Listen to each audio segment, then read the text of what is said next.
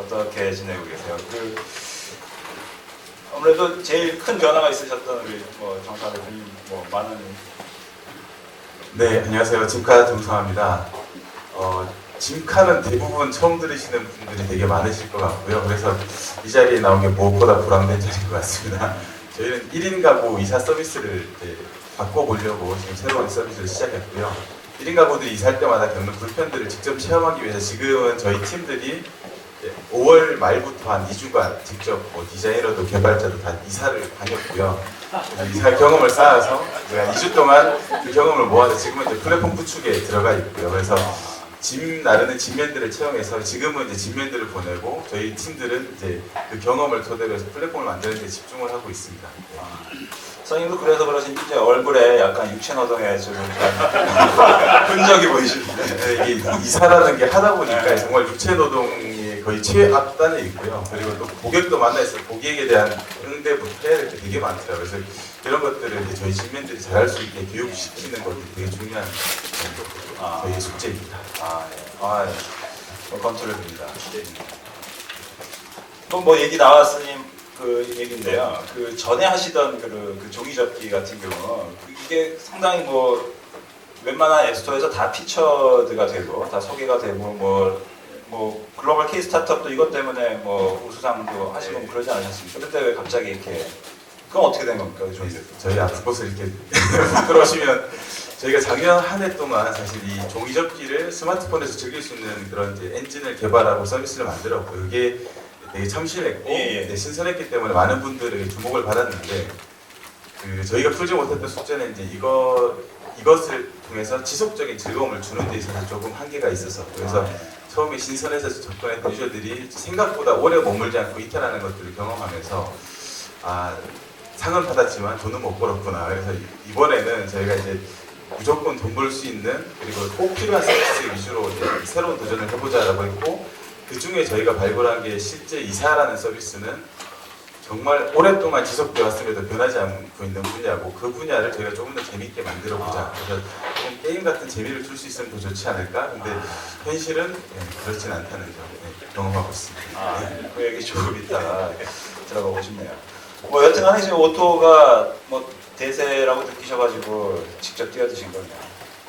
네, 부정하지 않겠습니다. 부정하지 않겠네요. 네, 다른 분들은 어떻게 지내셨을까요? 저희는 지난주에 저희 그 배달의 민족 말고 배민라이더스라고 오프라인에서 직접 배송을 해주는 서비스를 오픈해서 지금 하고 있어요. 색깔도 비슷한 민트 색깔이고요. 그 위치는 지금 송파 지역만 센터를 오픈해서 송파 지역에 실제 직접 배달을 하지 않는 맛집들을 저희가 직접 온라인으로 주문받고 배송해주는 서비스를 지난주부터 시작을 해서 하고 있고요. 다다음 달, 다다음 달에는 강남 지역에도 출시를 할 예정이고 이제 약간 홍맹랑하긴 하지만 이번 올해 말까지는 서울 전역을 커버를 할 수 있도록 지금 서비스를 확장을 계획을 하고 있어요. 올해 말에 서울 지역 전역을 다 커버. 네, 그냥 제가 하고 있는 사업이 아니기 때문에 그냥 저는 그렇게 생각하고 있고. 아니 CEO라고 네, 사업부를 맡고 계신 분은 다른 분이 그래요? 계셔서 그래서 그렇게 그냥 계속 얘기를 하고 있어요. 올해 말에 그냥 서울 전역을 커버를 하자. 그래서 저희 배달의 민족을 켜보시면은 맛집이라는 그 카테고리가 생기는 지역이 있는데요. 강남은 저희가 투자한 띵동이라는 서비스에서 하고 있고 송파 쪽은 저희가 직접 배민라이더스라고 아마 시간이 좀 더 지나시면 민트 색깔 오토바이에 민트 색깔 옷을 입은 헬멧 쓰고 다니는 그 배달하시는 분들을 길거리에서 보시게 될 것 같아요. 서울 전역이면은 노원구 맛집도 도곡동까지 배달해주고 이런 거. 네, 그쪽도 해야죠 이제. 네. 지역이 되게 많잖아요. 그 각 지역마다 그 맛집이 되게 많은데 그거를 회사나 혹은 휴일에 집에 있으면서 밖에 나가지 않고 온라인으로 주문해서 받아먹는 그런 서비스입니다. 우리 먹는 문화가 꽤 많이 바뀌겠네요. 또 한번 시장에 교란을 일으키시겠어요. 욕을 먹겠죠. 네. 기대가 됩니다. 저도 한번 써봐야 되겠네요. 제가 어제 강변을 타고 이렇게 오는데 옆에 쏘카차가 나란히 가가지고 고맙습니다. 네.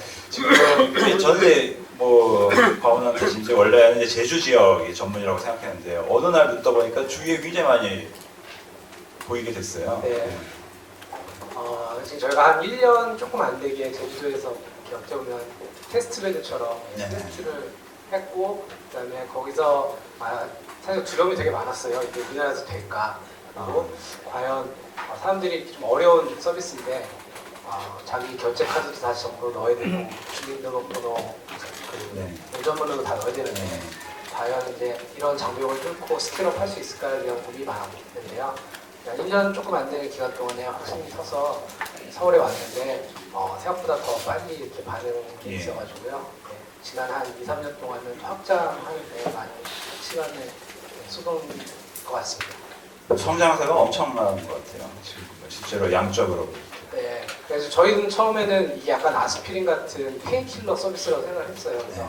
차가 꼭 필요한데 없을 경우나 좀 차를 두 개 굴리 어려운 이런 쪽으로 더 많이 포커스를 했었는데 실제로 서비스를 하다 보니까 이게 엔터테인먼트적인 비타민 서비스로 젊은 친구들이 받아들이면서 그러니까 커피집 가서 3시 커피 마시는 돈으로 차라리 2시간 동안 드라이브를 하고 좋은 시간과 공간을 즐기는 이런 경험으로 이제 바뀌면서 훨씬 더 빨리 지금 수요가 늘고 있는 것 같습니다. 실제로 소카에 들어가 보면은 이제 첫 페이지에 소셜 네트워크 비슷하게 그 다른 이렇게 분들이 막 올리신 사진 같은 게 이렇게 보이고 그렇더라고요. 네, 뭔가 좀 이따도 얘기가 나오겠지만 저희는 처음부터도 이 소셜 레pu테이션에 대해서 되게 중요하게 생각을 해서 그분들이 앞뒤 혹은 같이 쓰는 사람들의 어떤 커뮤니티에 저희가 운영자라고 생각을 하지 회사와 고객의 관계를 생각을 하지 않았기 때문에 처음부터 그런 부분은 앞으로 더 많이 좀 저희가 투자하고 키우려고 하고 있는 분야죠. 그래서 커뮤니티라는 말을 이렇게 줄거 이제 강조를 네. 알겠습니다. 정주환 청구 한번. 네. 뭐 이제 카카오 택시 런칭하느라고 한참 고생했는데 이제 한 2달 반 좀 넘은 것 같아요. 거의 3달 가까이 됐는데 다행히 많은 이용자들이 반응이 좋은 것 같아서 왜 그럴까 고민하고 있고요. 네, 농담이고 저희가 이제 택시 영역을 보면서 뭐 많은 영역들에 대한 고민을 했었어요. 사실 뭐 오촌이 이런 키워드들보다 좀 더 근본에 있는 단어가 뭘까. 저희는 생각할 때는 저희가 사용하는 도구들은 굉장히 스마트해지고 발달을 했는데 실제로 사용자들의 생활 시간들을 봤더니 스마트한 시간이 되게 적더라 라는 고민을 했고 그 과정 안에서 이제 기존에 좀 스마트해지지 못한 서비스 혹은 어떤 업무 환경 이런 것들을 조금 스마트하게 해주는 것에 대한 실험을 해보자 라는 걸로 이제 고민을 하다가 택시 영역에 대한 시도를 했었고요.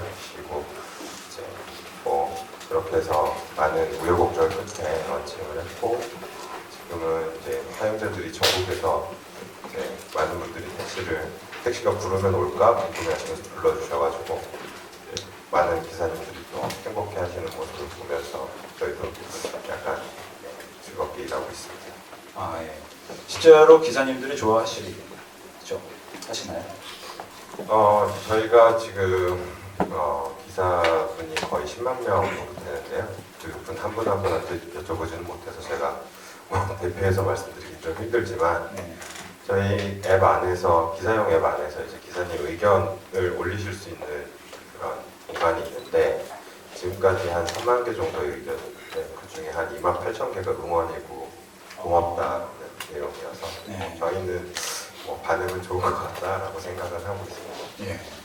지금 정주환 총괄님이 총괄하신 게 온디맨드 사업으로 되어 계시던데 그 온디맨드가 어떤 뜻인가요? 아까 잠깐 말씀을 드렸지만 생활 영역에서 이제 많은 시민들이 이용하는 서비스들 중에 생활에 관련된 서비스들이 대부분 보면 이제 점점 사람들이 바빠지고 일상에 바빠지고 하다 보니까 이제 즉석에서 무언가를 바라거나 자기가 원하는 공간에서 원하는 장소에서 서비스를 받고 싶어하는 니즈가 많아지는 것 같아요.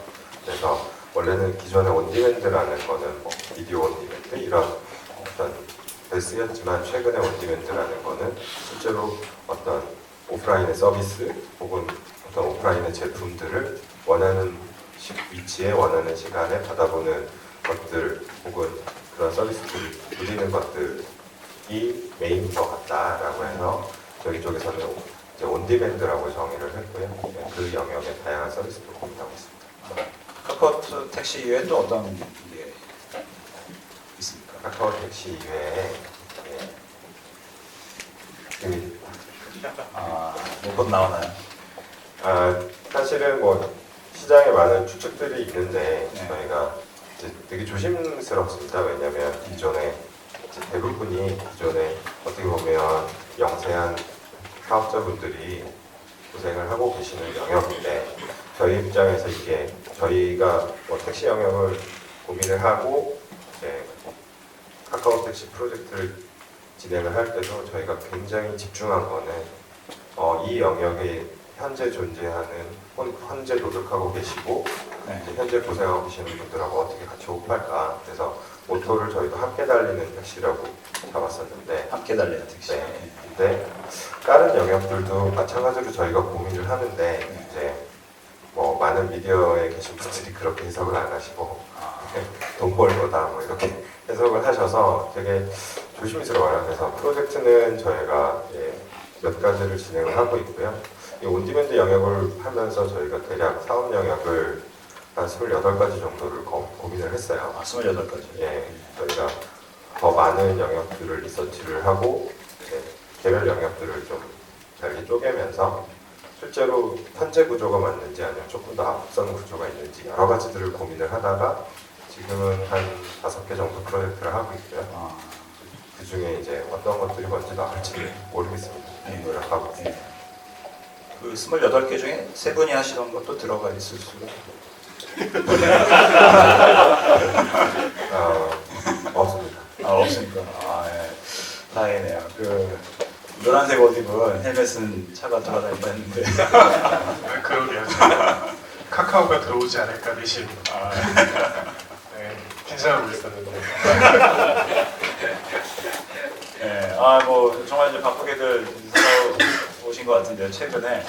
그러면 이제 오늘 아무래도 주제가 주이다 보니까 좀 단도직입적으로 좀 물을게요. 그 오토라고 뭐 하서는 좀 말이 많지 않습니까? 이게 여러분들이 생각하시는 오토가 뭔지 여러분들 아무래도 첫 번째 질문을 한번 드려보고 싶어요. 여러분들이 생각하시는 오토. 나는 이렇게 생각하기 때문에 이 분야에 있다라든지 아니면 이게 본질이라고 생각을 하시든지 뭐 좋습니다. 한번 그 정의를 한번 내려보는 시간 가졌으면 좋겠습니다. 그 저희는 뭐 사전에 조율 이런 게 없기 때문에 대부분 당황스러워하십니다. 어디로 튈지가 알 수가 없어요. 예. 저희까지는 모르겠는데 네. 분량을 챙기려니까 지금 온디맨드 얘기가 나와서 네. 저는 두 가지 특징이 있는 것 같아요. 하나는 이게 오프라인 인터넷인 것 같고요. 오프라인 네, 인터넷. 하나는 온디맨드인 것 같아요. 지금 좀 전에 말씀하신 거. 저희 서비스뿐만 아니라 보니까 뭐 호텔 나우나 뭐 데일리 호텔도 자료를 보니까 거의 대부분 차를 쓰는 것도 저는 30분 전에 예약하는 게 상당히 놀라운데 네. 자는 것도 사실은요 거의 대부분의 예약이 1시간 이내 예약이 대부분 이루어지거든요. 그리고 배달도 마찬가지로 짐카드 온디맨드로 하셔야겠죠. 그래서 요즘에 젊은 분들과 스마트폰 세대에서 제가 보기에 제일 크게 바뀐 거는 그냥 필요하면 어딘가는 분명히 공급은 넘칠 거라는 생각으로 온디맨드로 생활의 인식이나 습관이 많이 바뀐 게 하나가 있고 그다음에 오프라인 인터넷은 운영하는 입장에서 보면은 우리가 옛날에 인터넷 회사 다니면 컴퓨터 내에서만 이제 어느 정도 예외사항도 처리되고 뭐 그런 고민을 많이 했다고 하면 이거는 이 실제로 실물 경제와 바로 맞닿아 있기 때문에 걔를 온라인화 시키는 게 더 맞는 표현인 것 같아요. 그래서 예외 사항이나 변수가 거의 사용자 폰마다 다 다르다고 저는 보여져요. 그래서 뭐 예를 들어서 이용자마다도 어떤 움직이는 동선이나 생각하는 게 다를 수 있고 뭐 주차장 사업자, 그다음에 뭐 세차,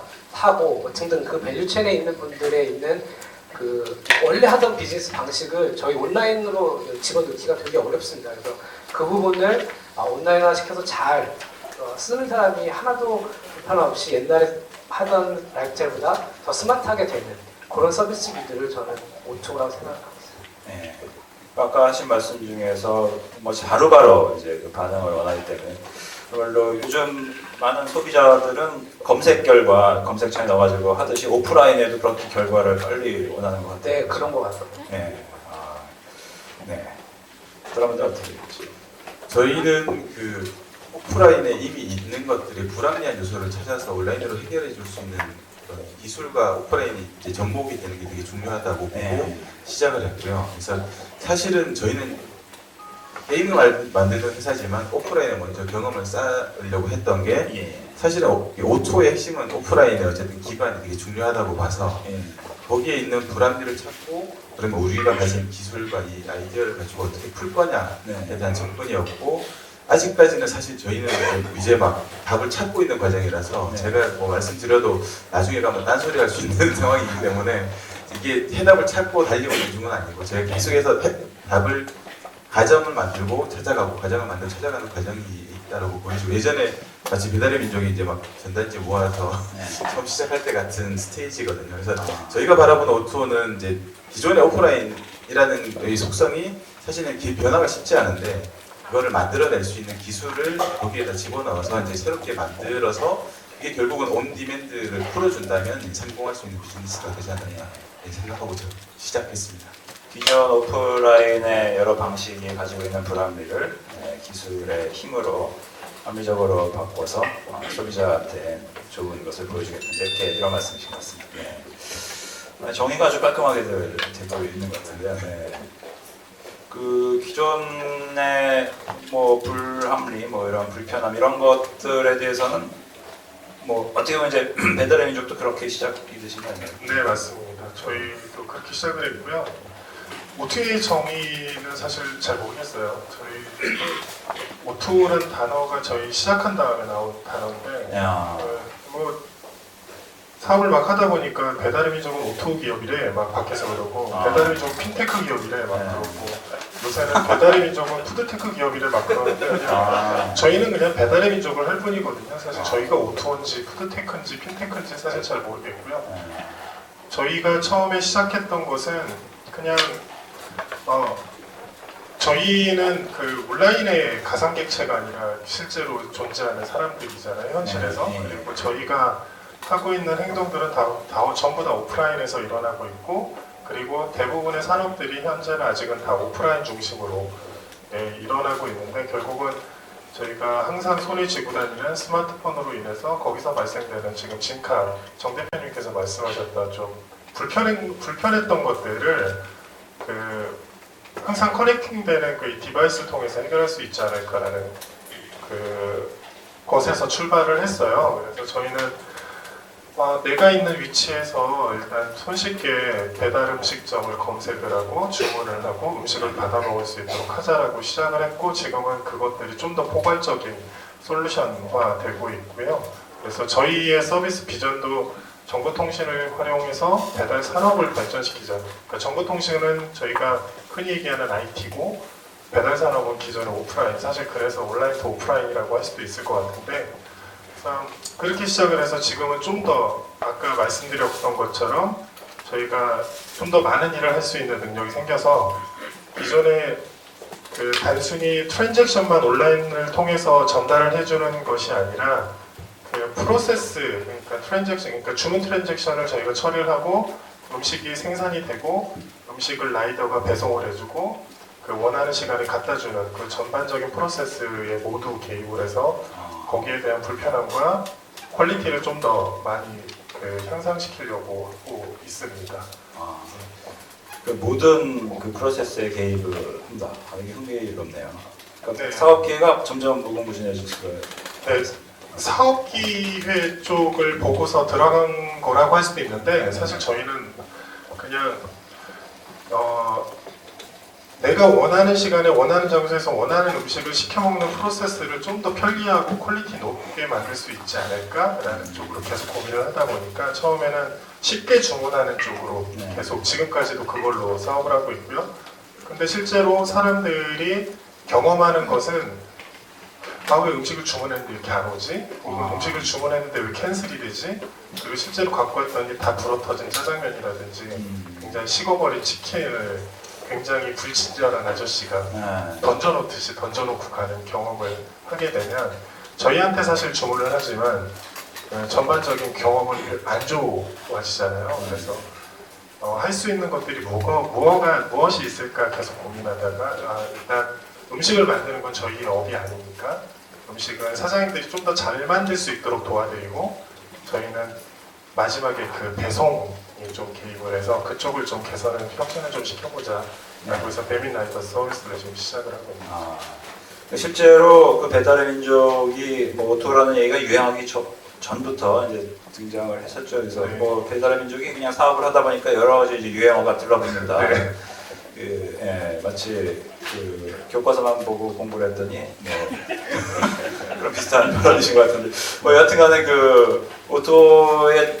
오토의 정의에 앞서서 그냥 배달의 민족을 보면 오토가 보인다라고 볼 수 있을 정도의 자신감 넘치는 그런 발언. 네, 앞으로가 기대가 됩니다. 오토에 궁금해질 때마다 배달의 민족의 다음 행보를 보면 될 것 같은데요. 네. 그 앞에 세 분이 제가 생각할 때 오토 영역에 대해서 어떻게 보면 되게 중요한 사용자 입장에서의 가치들을 말씀해 주셨는데 제 입장에서는 조금 다른 관점을 조금 먼저 보자면 결국에는 말씀하셨던 영역 모두 소프트 같은 경우는 조금 다를 수는 있겠지만 이제 오프라인 영역들 혹은 레거시 인더스트리 혹은 라이프스타일 서비스 뭐라고 부르는지 모르겠지만 어떤 정의로 어떻게 부르든 간에 그 안에는 일하시는 분들이 굉장히 많으시죠. 그러니까 택시만 해도 전국의 택시기사 수가 몇 분인지 여기 계신 분들 중에 아시는 분들 아무도 없으실 거고 저도 프로젝트 하면서 알게 됐는데 28만 명 정도 되시고요. 28만. 네, 28만 명 정도 되시고 전국의 택시회사가 한 1,700개 정도 됩니다. 서울에만 220개 정도 회사가 있고, 그러니까 제가 생각할 때 오토 영역에서 조금 더 같이 고민해봤으면 하는 부분은 그쪽에 계신 분들이 생각보다 저희가 생각하는 IT나 모바일 혹은 스마트 기술들에 대해서 접근성이 굉장히 낮으세요. 왜냐하면 자신들을 위한 서비스가 나온 적이 없거든요. 그러니까 그분들은 전화로 음식점이면 전화로 주문을 받을 수밖에 없었고 이제 카드 결제기 놓으면서 어쩔 수 없이 PC를 사야 했고 이런 상황들이셨죠. 그러니까 택시를 하다 보니까 깜짝 놀랐던 게 택시회사들을 저희가 서울에서 택시회사는 전부 방문을 했었고 전국의 택시회사 한 500개 정도를 가까이 방문을 했었는데 택시회사 사장님들 방 중에 PC가 있는 방이 거의 없어요. 그럼 스마트폰으로 하시는 그냥 전화로 하시죠. 네, 그냥 전화로 하시죠. 네. 그러니까 대부분의 분들이 타자는 당연히 잘 못 치시고요. 네. 타자 치는 거 굉장히 어려워하시고, 근데 스마트폰은 이제 갖고 계세요. 왜냐하면 대리점에서 스마트폰이 제일 싸게 파니까.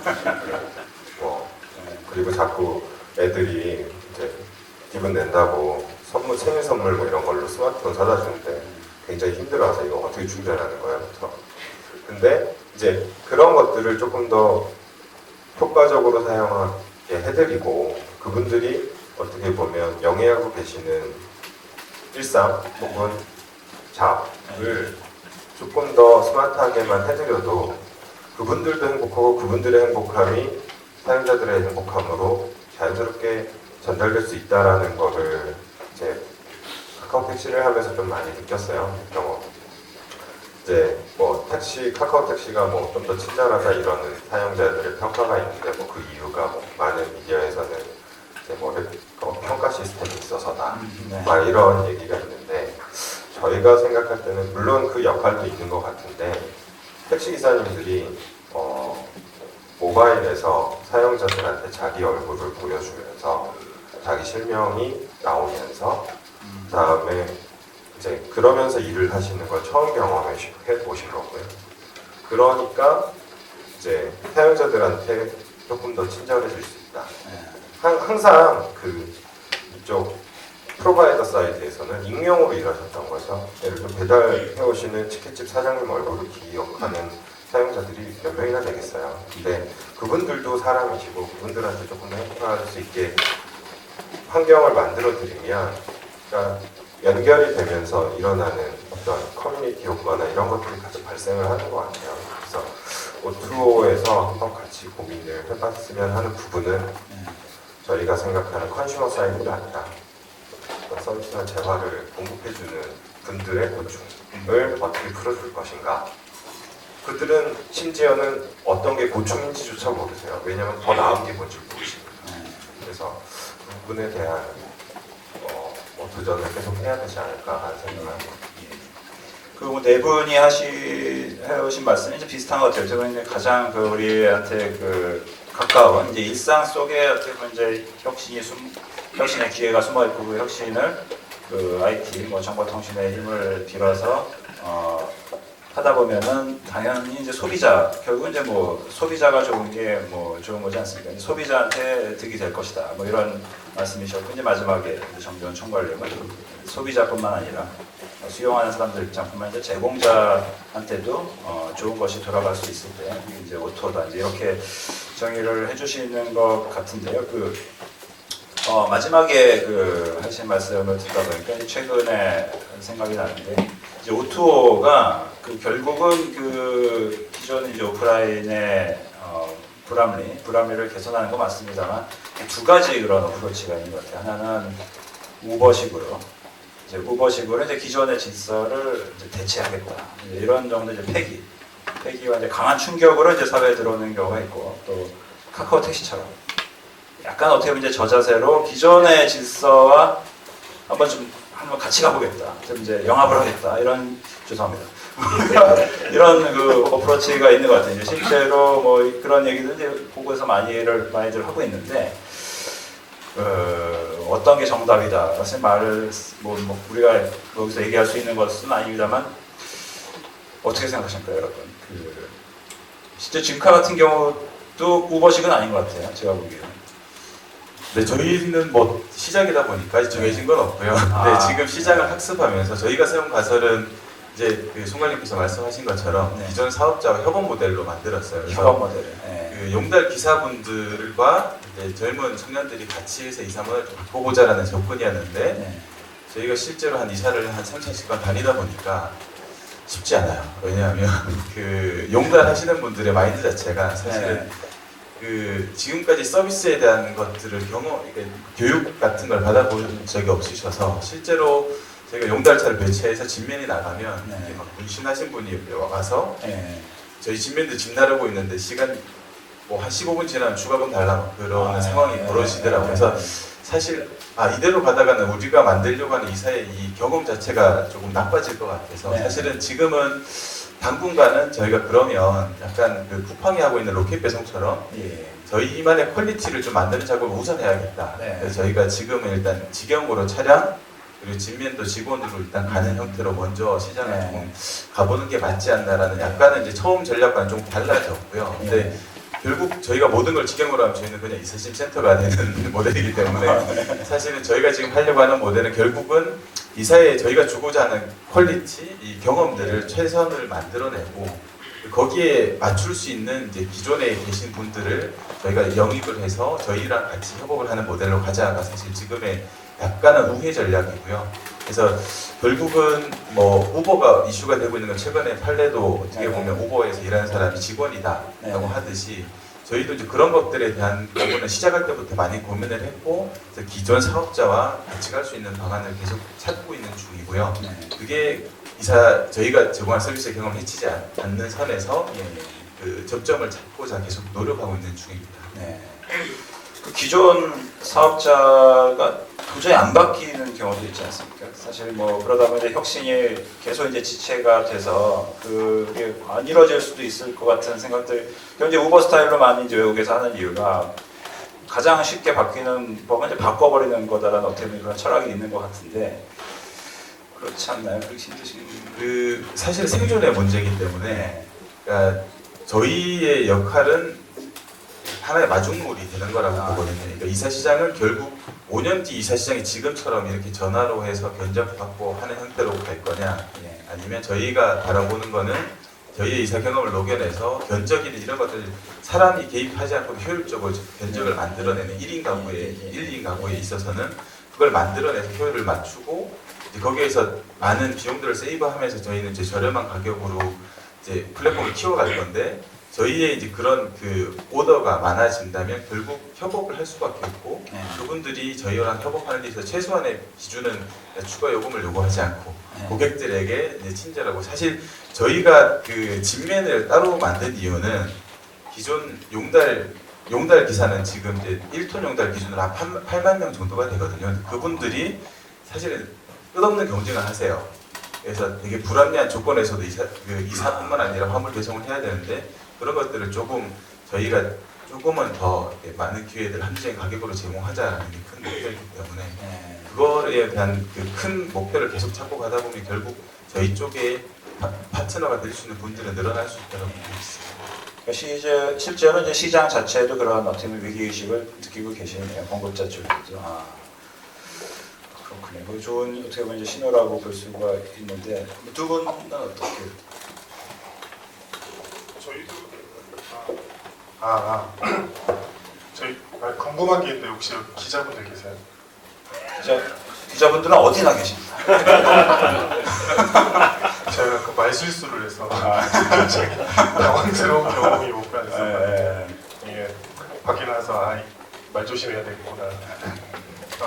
저희도 진카랑 좀 비슷한 케이스인 것 같아요. 우버처럼 기존의 그 택시 인더스트리를 새로운 수단으로 대체하거나 하는 것이 아니라 저희 배달 산업 쪽을 보면 정통적으로 오프라인에서 그 광고를 대신해주는 영역에 계시는 분들이 계셨고 음식을 지금도 만들고 계시는 분들이 계시고 그것을 배송을 해주는 분들이 계신데요. 사실 저희가 개입을 하면서 이걸 한꺼번에 다 대체하거나 그러진 않았죠. 그렇게 할 수도 없었고 그래서 저희는 처음에 광고를 하시는 분들이 기존의 오프라인에서 전단지나 책자 이외에 온라인 상품으로 판매할 수 있는 것을 저희가 만들어서 제공을 해드렸고 저희가 직접 판매를 할 수도 있었지만 사실 그분들하고 같이 지금까지 계속 같이 하고 있고요.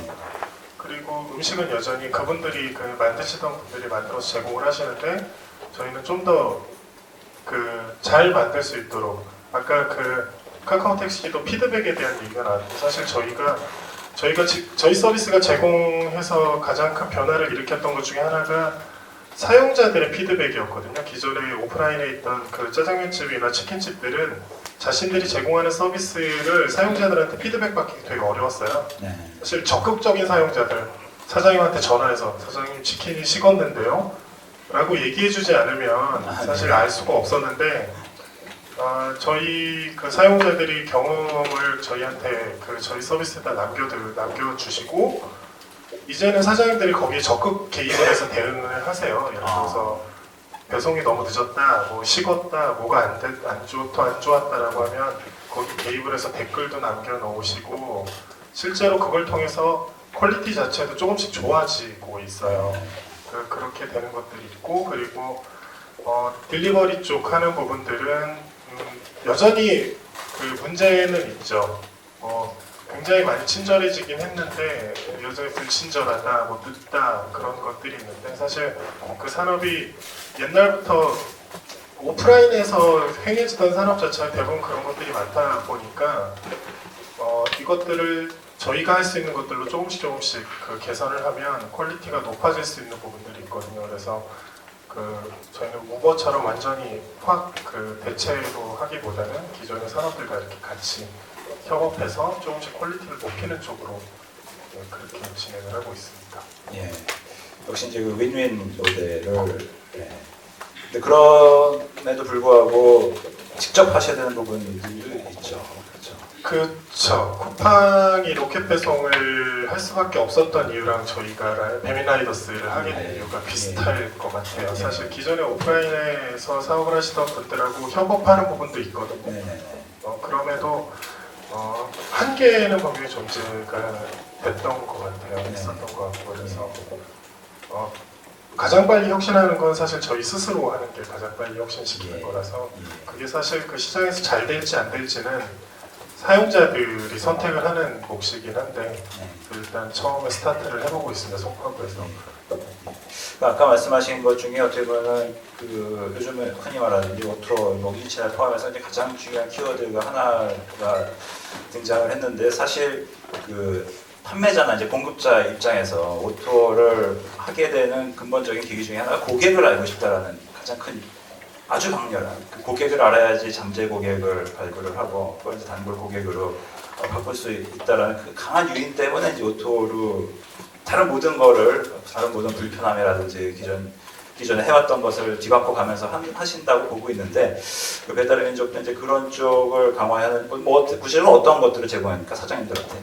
저희는 기본적으로 사장님들한테 그 판매 상점에 대한 그 저희 그 주문 판매 통계를 제공을 하고 있고요. 그리고 저희 전체 사용자, 지역별 사용자에 대한 그 카운트 같은 것들을 알 수 있고, 그리고 일단 사용자들의 피드백, 그리고 저희가 하려고는 하는데 아직까지 못 하고 있는 것 중에 뭐 지역에 대해서 그 지역에서 내가 얼마나 잘하고 있는지 그거는 한 번에 볼 수 있는 건 제공을 하고 있진 않지만 사장님들이 조금만 관심을 기울이면 그 들어가서 보면 알거든요. 나랑 같은 지역에 리스팅되고 있는 업소들 같은 카테고리 리스트들이 주문이 얼마나 나고 있고 그런 걸 알 수 있어서 대표적인 사례가 있는데 제가 일하고 있는 저희 사무실에 있는 석천동에 오조라고 하는 중국집이 있어요. 근데 그게 생긴 지가 1년이 조금 더 됐는데 소위 말해서 그 지역을 아도를 하고 있거든요. 근데 원래는 전문 용어를 저희 이쪽 업계 전문 용어입니다. 네, 원래는 그 사장님이 그 신천에서 다른 중국집에서 일을 하셨던 분인데 거기서 저희 배달의 민족이나 다른 저희 경쟁사 어플을 통해서 비즈니스를 하는 거 보고 이것을 잘만 이용을 하면 이 사업을 잘할 수 있을 것 같다. 그리고 이쪽 오프라인에서 쌓았던 경험도 있고 그래서 주변을 상권을 본 거죠. 그래서 석천동 쪽에 들어가서 하면 배달 전문으로 하면 잘 되겠다라고 보시고 들어와서 기존에 오프라인에서 홍보를 하는 방식을 완전히 버리고 온라인 쪽만 집중적으로 고객 관리를 하면서 접근하셔서 1년 만에 이쪽 지역을 평정을 해버리는 업체가 됐죠. 오토를 역으로 잘 활용해서. 네, 그렇죠. 그 얘기는 조금 뒤에 너무 재밌는 토픽이라서 한번 더 살펴보도록 하고요. 지금 우리 그 모토가 지금 소카 같은 경우는 기존 렌터카 업체에서 되게 싫어하지 않나요? 그렇지 않고요. 네. 그러니까 저희 서비스는 일단은 우리나라의 이제 렌트카 시장이라는 게 우리가 흔히 생각하는 미국 가면 이제 공항에서 혹은 동네에서 빌리는 그 B2C 시장 자체가 사실 없는 나라예요. 저희는 우리나라에서는 서울에서 부산까지 5시간이면 자차를 갖고 와 있는데 우리나라에 있는 3, 40만 대 렌트카 중에 90% 이상은 이제 장기 렌트 차고 나머지는 이제 보험 대차라든지 특수 차종에 한정되기 때문에 사실상 새로운 시장이고 그래서 차 갖고 있기 전이나 후나 동네 렌트카에 가서 계약서 쓰고 제주도나 이런 데 빼고 빌려보신 분들 거의 없어요. 이게 없는 시장이라고 생각을 하기 때문에 그렇진 않은데 이제 앞에 그 오토, 우버 뭐 이런 말씀을 해주셔서 상당히 제가 보기에는 아름답고 몸을 사리시는 얘기를 많이 하셨다고 저는 생각을 하고 다 동의를 하고 저도 가급적이면 조화롭게 가는 게 좋다고 생각하는데 한 가지를 제가 말씀드리고 싶은 거는 실제로 저희가 지금 스마트폰을 이용해서 라이프 스타일을 더 스마트하게 하겠다라고 하는 그 안 되고 있는 부분들이 일정 부분은 이미 되게 오래된 낡은 규제나 법 때문에 할 수 없어서 어떻게 보면은 스마트하지 못한 부분이 좀 있습니다. 기존에 있는 분들과 다 같이 협업하고 상생하는 것도 당연히 중요한데 그거랑 좀 다른 차원으로 예를 들어서 지금 저희가 하는 비즈니스도 80년대 초에 만들어진 이런 레귤레이션들이 아직도 그냥 거의 다 대부분 남아 있어요. 예를 들어서 저희 소카존이 이 선릉역 근처에 한 10개 있다고 치면 네. 거기를 사실 행정적으로는 다 예약소라는 걸 설치를 해야 돼요 지금. 어. 옛날에 스마트폰을 이렇게 빌릴 줄 몰랐기 때문에 렌트카를 되는 지점 아니면 공항, 항만에서밖에 못 빌린다라고 생각을 하고 거기다가 예약소를 설치해라. 그게 아직도 남아있거든요. 아, 예약소를 류의, 설치해라. 예, 네. 저희는 전국에 2,000개 가까운 주차장 사업자한테 다 서류를 받아서 예약소라는 걸 설치를 해야 돼요. 비용을 다 내요. 네. 그런 류의 아직도 뭐 이렇게 80년대 머물러 있는 그 기술을 못 따라가고 있는 법들이 상당히 많고요. 그 외에도 저희가 뭘 좀 해보려고 하면 사실 뭐 이게 신사업 개발이나 뭐 사업 개발 해보신 분은 알겠지만 다 안 되잖아요, 그죠? 저희도 뭐 사람들이 좀 이렇게 이사를 하니까 구마다 뭐 1톤 트럭 같은 차나 좀 큰 차가 있으면 좋겠다. 네. 렌터업종에서는 취급할 수 없어요, 차를. 그런 식으로 다 이렇게 뭘 좀 하려면 1톤은 영업용, 쿠팡도 9,900원 다 나오잖아요, 계속. 그러니까 이제 그런 부분에 있어서는 사실 스타트업이 정말 아무것도 없는 상황에서 그렇게 혁신적인 서비스를 시도하는데 그걸 다 따져서 상생 모델로 하기에는 조금 이상적인 얘기라고 저는 좀 생각을 해요. 그래서 그런 부분은 시도할 수 있게끔 저는 공론화되고 조금 바꿀 수 있거나 시도할 수 있는 부분 여지를 좀 저는 줘야 된다고 생각합니다. 네. 김주환 대표님 덕분에 토크가 재밌어지고 있습니다. 네, 그 다른 분들이 초반에 상당히 정치적으로 옳은 발언들을 하시느라고 이 오토가 이게 사실 굉장히 그 기존 질서하고 부딪혀야 되는 게 많아서 사실 여기 계신 네 분이 상당히 이제 투사실 거거든요. 사실 굉장히 많이 싸우시기도 하셨고 어떻게 보면은 때로 이제 교섭을 하시기도 하셨을 것 같은데 네, 그런 우여곡절. 근데 사실 규제 같은 경우는 사실 많이 걸릴 것 같아요. 지금 뭐 용달을 빌릴 수가 없나요, 소카로에서? 네, 할 수 없죠. 렌트카 차종은 그런 특수 차종이 안 되고요. 네. 그다음에 화물 영역 자체로 기사를 어레인지 하는 것도 사실은 안 되죠. 그래서 우버 같은 케이스는 사실은 이제 외국인 장애인만 지금 기사 어레인지가 되는 상황이었고 요즘에 좀 바뀌어가지고 뭐 논의가 되고 있는데요. 우버가 잘했다는 게 아니라 그러면 저는 에어비앤비랑 우버의 접근 방법이 좀 차이가 있다고 보는데 에어비앤비는 그렇게 많이 이렇게 막 노이즈를 내면서 지금 그렇진 않고 물론 우버처럼 뭐 엄청난 지금 밸류에이션을 막 가는 상황은 아니지만 그래도 만만치 않거든요. 네, 그런 면에서는 그거를 약간 운영의 묘지 사실 본질적으로는 디스럽티브 하는데 노이즈가 안 나기는 쉽지 않다. 안다라고밖에 볼 수 없거든요. 그거를 뭐 이제 세게 얘기하느냐, 뭐 솔직하게 얘기하는 차이지 많이 이제 지치셔가지고 제가 계속 말씀드릴 것 같아요. 저도 말씀을 드리려고 했는데 이제 저희 뭐 아마 계신 분들은 많이 느끼셨을 거예요. 뭐 규제만이 아니라 어떤 기존의 관행 이런 거에도 많이 부딪히면서 해가는 부분들이 있는 것 같아요.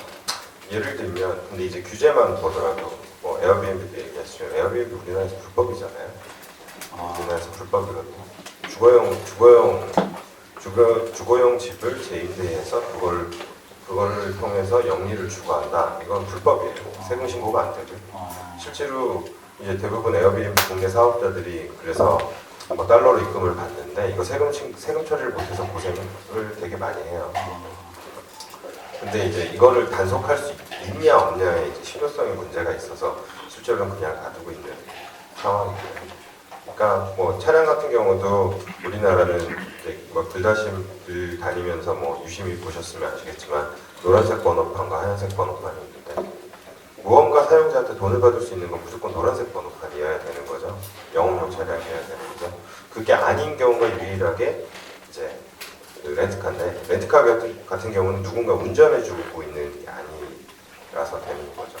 그리고 뭐 예를 들면 택시 같은 경우도 그 택시 기사님들이 낮에 이제 굉장히 일이 없으세요. 그냥 오후 한 2, 3시부터 한 저녁 퇴근 시간 전까지는 전국의 모든 택시 요청이 아무래도 다들 일하시느라고 바쁘고 학교에 있거나 이러다 보니까 이제 그 시간에 그냥 놀리시는 거죠. 그러면 이제 아르바이트로 누군가 꽃배달을 해달라거나 뭐 케이크 같은 거 누구한테 선물하려는데 실어달라거나 이런 니즈들이 꽤 있으세요. 근데 예, 택시로 무언가 짐을 나르는 것도 역시 불법입니다.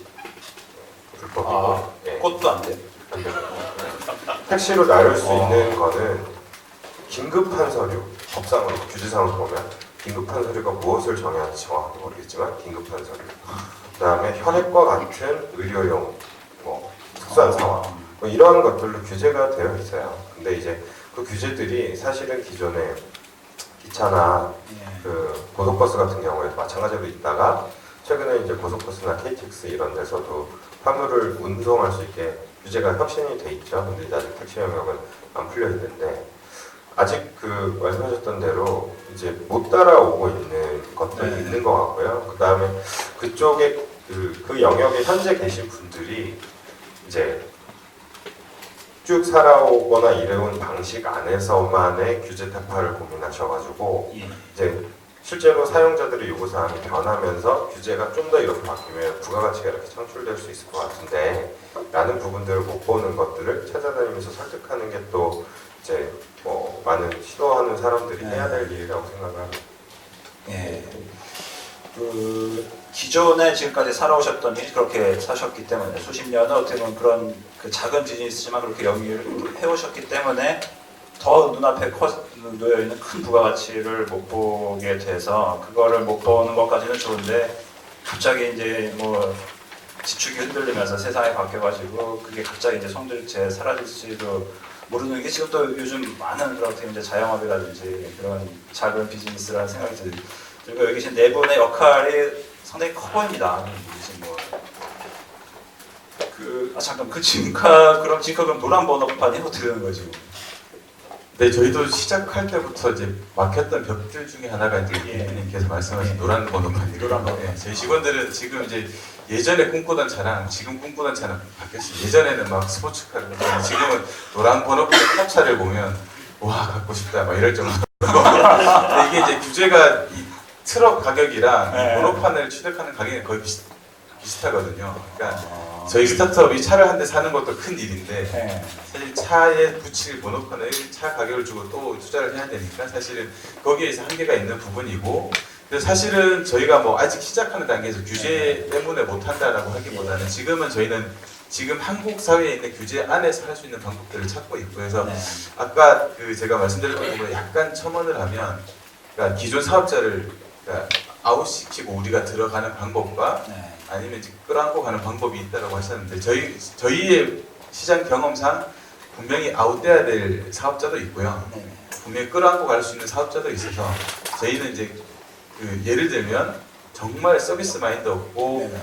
정말 저 반값 해줄게라고 하고 와서는 이제 땡깡 부리면서 돈 더 달라고 하는 이런 네. 분들은 네. 저는 결국은 시장의 요구랑 맞지 않기 때문에 자연스럽게 나갈 수밖에 없는 분들이라고 보고 있고 그 외에 이 용달 이사, 이 원룸 이사는 그 비효율적인 게 대부분 마케팅력이 없어서 영세 사업자이기 때문에 그래서 뭐 키워드 광고하면 돈도 많이 들고 그런 데서 안 되니까 또 이제 영세한 프랜차이즈를 만들어서 끼리끼리 모여가지고 하는데 그런 데서 사실 콜센터 돌리고 이런 비용들이 되게 많이 들거든요. 저희는 그 마케팅력은 없으나 서비스는 잘하실 수 있는 분들이 분명히 존재하고 그런 분들을 만났기 때문에 저희가 잘할 수 있는 부분은 사실은 브랜딩에서 마케팅을 하고 이런 이제 잘하실 수 있는 분들과 협업할 수 있는 모델을 충분히 만들 수 있을 것 같다라는 게 지금으로서 이제 저희가 찾아내고 있는 길 중에 하나라고 보여집니다. 그래서 규제는 분명히 현실에 존재하고요.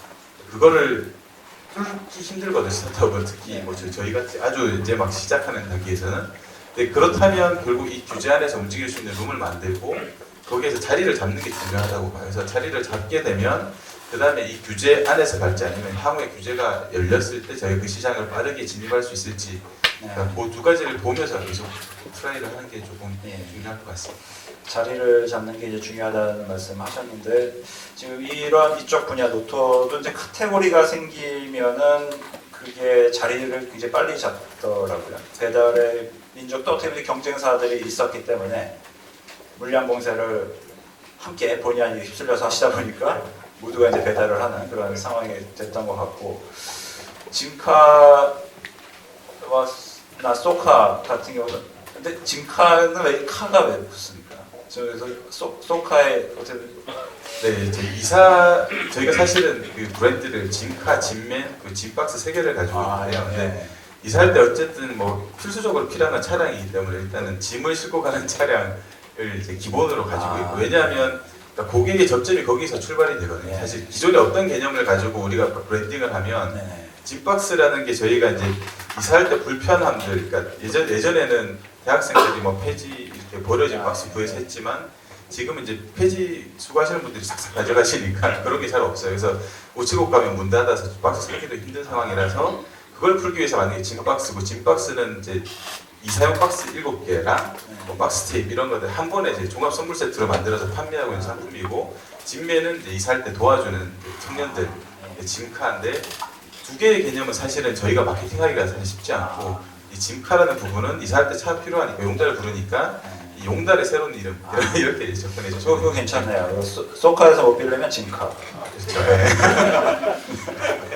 네. 네, 그 사실 우리가 지금 뭐 계속 그 기존 질서와 또 새로운 그 기회 이제 충돌 얘기를 하고 있는데 그 사실은 그 아무리 영세한 그런 업자나 업태도 자신만의 이제 작은 기득권을 가지고 있지 않습니까? 좋은 길목에 있다든지 아니면은 뭐 여러 가지가 있을 수 있는데 이게 스마트폰이나 이제 소셜이 되면서 이게 완전히 이제 뒤죽박죽이 된 거잖아요. 요즘 같은 경우는 예전에는 길목에 있어야지 거기가 이제 좋은 뭐 유동인구가 있는 데였는데 다 이제 스마트폰 길거리야도 안 보고 스마트폰 보고 이렇게 찾아다니니까 뒷골목에 있어도 얼마든지 찾아올 수가 있고 또 그 아예 업장이 없어도 배달을 해서 먹으면 돼요. 그래서 상당히 많은 이런 그 지금 그 큰 변화가 그 밀어닥치고 있을 것 같아요. 그렇다 보면 입장을 바꿔 생각해보면 지금까지 잘 살았는데 지금 애들을 대학 보내야 되는 이 순간 이게 벌어진 거. 과연 이 어떻게 이제 그런 구세대가 적응을 할 수 있을지 조금 안타까운 마음도 들어요. 이제 그분들 입장에서 생각을 해봤을 때는 요즘에 택시 보면은 거의 이제 그 앞에 유리창을 가릴 정도로 상당히 많은 스크린들이 이제 붙어 있는 케이스도 많고. 그 실제로 요즘 나온 기사 같은 거 보면은 많은 분들이 오픈해서 자랐던 분들이 IT 스트레스가 상당하다. 지금 요즘에 이거 사실 그렇거든요. 그 작은 자영업 동네에 사시는 분들 자기도 모르게 댓글이 어딘가에 달려 있다라고 생각을 하니까 불안한 거예요. 예전에는 뭐 자기 홈페이지도 없었겠지만 몇 군데만 봤으면 됐지만 요즘은 다 댓글을 확인해야 되는 상황이 됐잖아요. 앞으로 이런 어떻게 보면 구세대 어떻게 살아가야 될까요?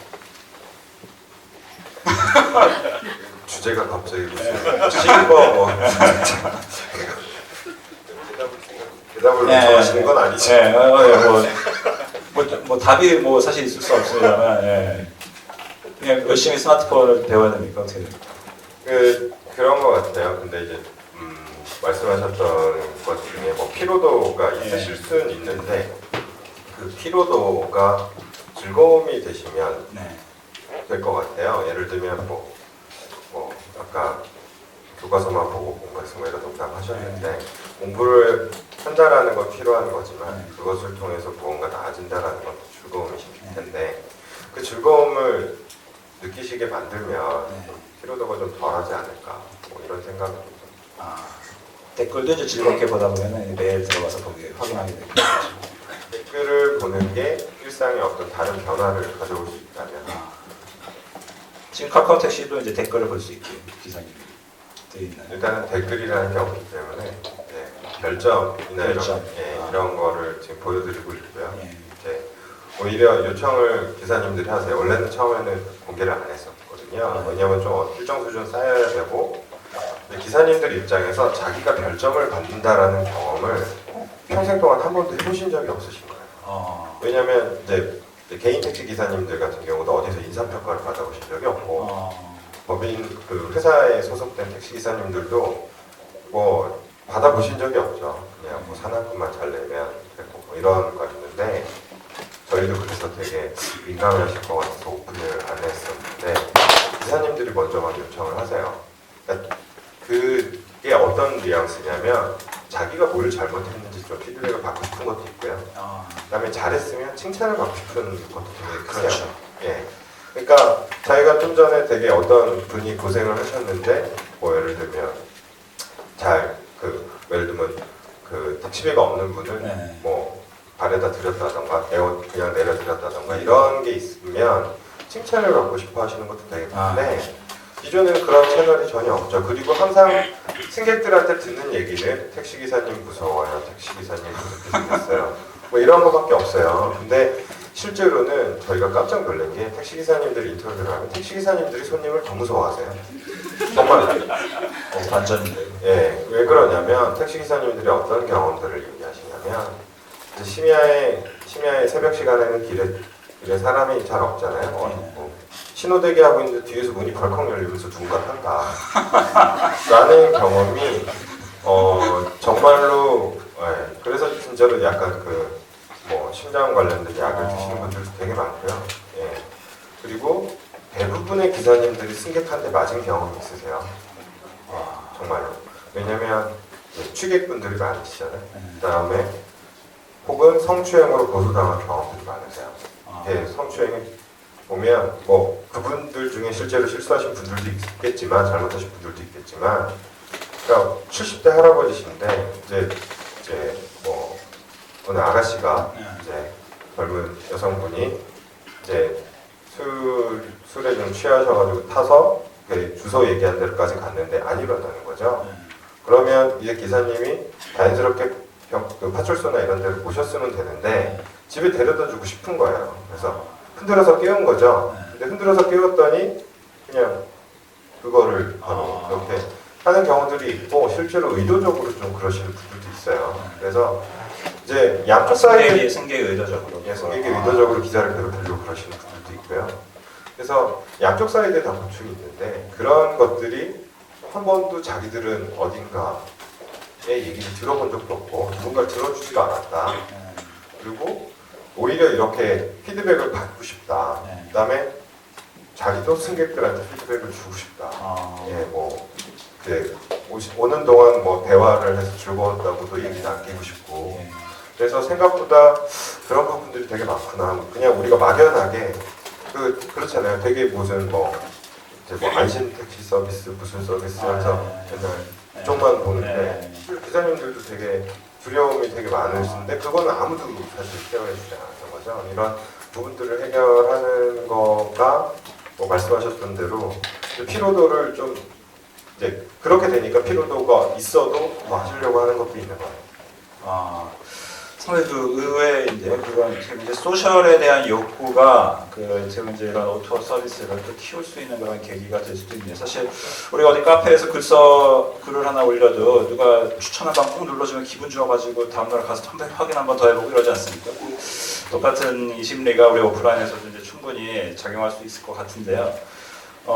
그럼에도 불구하고 이제 오토가 뜨게 된 계기가 이제 제가 듣기로는 사람을 거치지 않아도 되는 그 스트레스를 좀 경감시켜줬다라는 게 많이 들었어요. 그러니까 배달앱도 요즘 젊은 스마트폰 사용자들이 사람하고 이제 말 섞는 거 싫어해서 그냥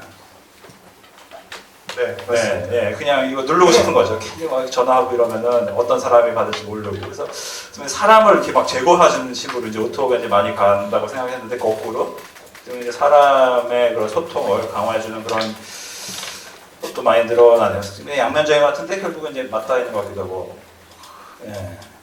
실제로 뭐 이렇게 사람하고 얘기하기 싫어서 그런 케이스도 많죠. 실제로 그런 것들이 많죠. 저는 좀 나이 든 세대지만 요즘 10대나 20대 초반 친구들은 스마트폰으로 하는 것 중에 싫어하는 게 전화하는 거거든요. 다른 사람하고 얘기하는 거 일단 특히 낯선 사람하고 통화하는 건 되게 불편해요. 하죠.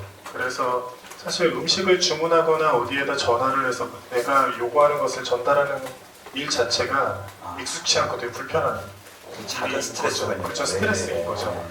그래서 저희가 사실 의도하진 않았지만 그런 것도 해결해 줄 수가 있게 되는 거죠. 그리고 예전에는 전화로 주문했을 때는 돈을 줘야 하는 행위를 해야 되기 때문에 결국 대면을 할 수밖에 없거든요. 혼자 사는데 문을 열어줘야 되고 모르는 사람을 드려야 되고 그리고 그분한테 음식을 받고 돈을 지불해야 되는 그 행위를 했었어야 했는데 사실 이제는 온라인에서 결제까지 이미 다 이루어졌으니까 주문이 오면 문 밖에다 두고 가십시오라고 얘기를 할 수가 있어요. 혹은 제가 주문해서 제가 받아야 되는 것을 이제 제가 주문하고 국회의원님한테 전달해 드릴 수 있는 그런 것들이 있었고요. 아까 저는 아까 질문에 대해서도 좀 네. 얘기 드리고 네. 싶은 게 있는데 저희는 이미 사업을 한 지 6년째 하는 지금 그 스타트업 중에서는 가장 오래된 벌써 사업- 6년이 됐네. 사업자다 보니까 좀 더 많은 경험을 했던 것 같아요. 근데 지금은 그 고객분들뿐만 아니라 사업자분들 직접 레스토랑을 운영하시는 분들이 좀 더 잘할 수 있도록 정기적인 오프라인 교육도 하고 온라인 지원도 해드리고 그러고 있는데 네. 저는 좀 말씀드리고 싶은 건 그 변화에 대한 적응과 도태가 있을 수밖에 없다. 처음에 저희 서비스를 되게 민감한 얘기일 수도 있는데 네. 저희는 배달의 민족을 처음에 만들었을 때는 저희 서비스를 이용하시는 고객들과 사용자, 그 사장님들이 모두 다 잘 이용하셨으면 좋겠다라는 생각으로 예. 접근을 했었는데 결국 그렇게 되진 않는 것 같아요. 아, 점점 저희는 또 사업한 지가 꽤 오래되다 보니까 초기 저희 모델하고 지금 모델은 좀 많이 다르거든요. 네. 그러니까 좀 더 많이 복잡해졌죠. 네. 신경 써야 될 것도 많고. 근데 아까 스트레스에 대해서 말씀을 하셨는데 네이버랑 저희랑 그 소상공인들을 위한 홈페이지, 모바일 홈페이지 네이버 모두 서비스라고 있는데 네.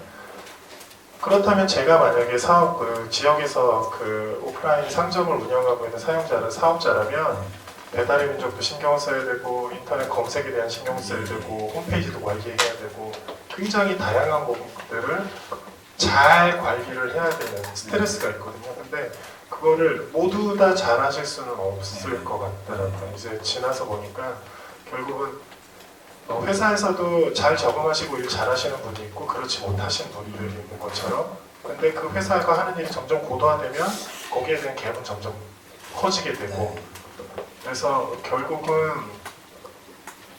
저희는 꽤 변화가 이미 진행되고 있는 상황이고 거기에 아까 제가 예를 들어서 오조라는 그 중국집처럼 저희의 변화에 굉장히 잘 적응해서 저희를 110%, 120%, 200% 이용을 해서 사업을 잘하고 계신 분이 있는 반면에 그렇다면 그 지역에서 오조가 잘하면 분명히 그 지역에서 원래 전통적으로 하고 계시던 분들이 그 마켓시어가 늘어나지 않는 이상은 매출이 감소를 했을 거라는 얘기죠. 그러면 도태되는 분들은 분명히 나타나고 명함이 분명히 있는 것 같아요. 그래서 거기에 대한 그 안 좋은 보이스도 항상 나타나는 것 같고 그게 사실 저희의 딜레마고 어려운 부분입니다. 뭐 변치 않는 거는 지금 소비자가 바뀌고 있다라는 거죠. 그러니까 뭐 아무리 우리가 뭐라고 하더라도 지금 많은 사람들이 이제 그렇게 생각하고 그걸 편하게 느끼고 그렇게 지금 변해가고 있기 때문에 거기에 이제 적응을 하시는 분, 이제 못 하시는 분들 이렇게 차이가 있을 수밖에 없는데 이제 그럼에도 불구하고 이제 오토가 주는 그 장점 같은 것도 있지 싶어요. 그래서 아까 뭐 잠깐 카카오 택시 잠깐 예를 들면은 제가 뭐 친했던 분이 그 카카오 택시 기사분한테 뭐가 그렇게 좋냐고 여쭤봤더니 그 기사분도 뭐 이 길로 갈까 저 길로 갈까 안 물어봐서 좋다. 그러니까 예전에는 그 기사분이 이제 본인의 이제 의견을 내면은 그거에 대해서 뭐 여러 가지 얘기를 할 텐데 손님들의 기계를 그냥 서 있더라. 네? 그러니까 여기서 그냥 하면은 서로 이제 뭐 아주 깔끔하게 끝났을 때 이런 이제 의외의 그런 말씀도 하신 것 같아요. 그래서 여러분들이 생각하시는 이제 뭐 그럼에도 여러 가지 있지만 그 오토가 이것만큼은 뭐 모두 누가 됐든 소비자든 공급자든 뭐 장점이라고 할 수 있다 이런 것들이 있을 것 같은데 어떠십니까? 일단 뭐 저희 진파 같은 경우도 그 용달 기사분들의 스트레스 중에 하나가 고객들이 전화를 해서 이렇게 가격 내고를 하시잖아요.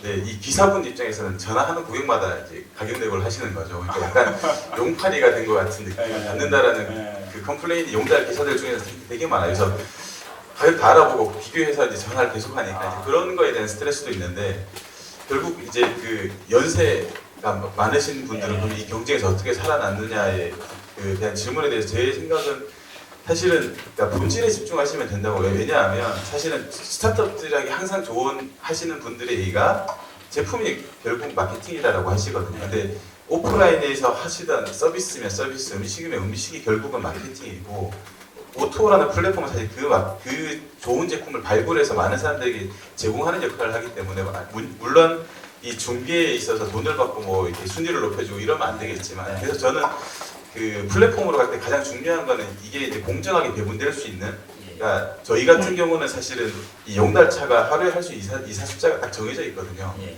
그렇기 때문에 자기가 성실하게 잘 하면 사실 충분히 많은 사람들이 공정하게 배분할 수 있는 시스템을 만들 수 있고, 만약에 자기가 잘 못한다면 평가에 의해서 사실 자연스럽게 도태될 수밖에 없는 시장인데, 결국 거기에 살아남으려면 예전처럼 자기가 이제 마케팅을 잘해서 막 이사는 별로 못하지만 마케팅발로 그냥 고객만 획득하는 게 아니라 정말 이사 열심히 하고 성실한 사람들이 저희 플랫폼을 통해서 안정적인 일자리를 만들 수 있는 그런 가능성이 있다고 저희는 보고 계속 그 방향을 찾아가고 있는 중입니다. 아,